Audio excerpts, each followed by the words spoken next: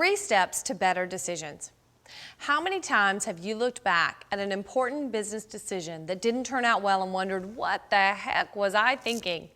Hi, I'm Holly G. Green, the architect of Pause, Thinking to Thrive expert and author of the new book, Using Your Brain to Win.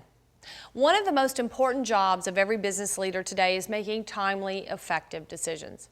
Today, I want to share briefly with you 3 easy-to-use techniques that you can apply in meetings or in one-to-ones to improve the quality of your decisions. One of the leading causes of bad decision-making is miscommunication and misunderstanding during meetings.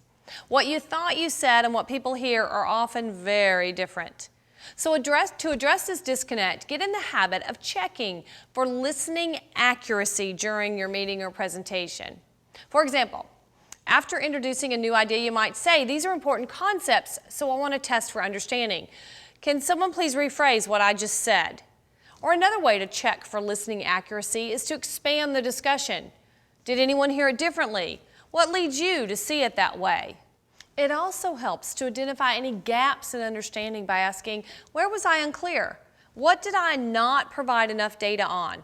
Where do I need to go into more detail? If people don't volunteer to respond, call on them by name. The last thing you want is everyone nodding their heads in agreement when they internally disagree with everything you're saying. Checking for listening accuracy will encourage people to speak up so that you get all those perspectives out on the table before making a decision. Next, expose your thinking.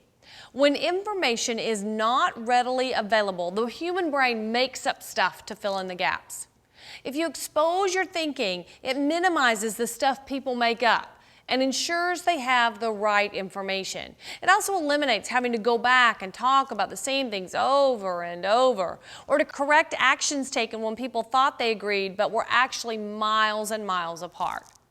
To expose your thinking, state your assumptions and describe the data you have that led to them. For example, here's what I think, and here's the evidence that led me to this position.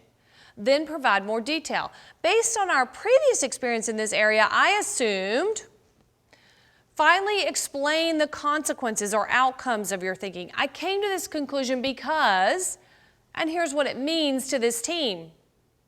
For our third technique, test your conclusions before making any decisions. Too often, ideas are presented and accepted quickly without constructive debate. Testing your conclusions will draw out ideas and opinions from people who might otherwise hesitate to speak up.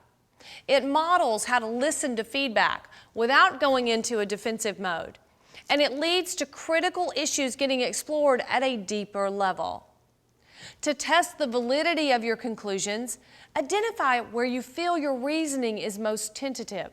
For example, we don't know for sure where the market is headed, so I'm guessing a bit on these numbers. Then ask for feedback on your data and on your assumptions.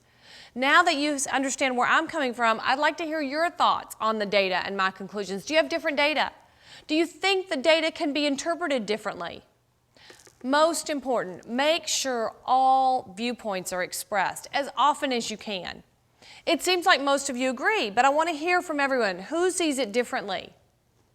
These techniques may feel uncomfortable at first because they feel like they're slowing down the decision-making process. You'll feel a bit like you're trying to jog through quicksand. But getting everyone's opinions and feedback out on the table will help prevent that headlong rush to consensus that so often leads to disaster. And it'll improve the quality of your decisions on a consistent basis. Better to slow down just a little and get it right than go fast and do it over.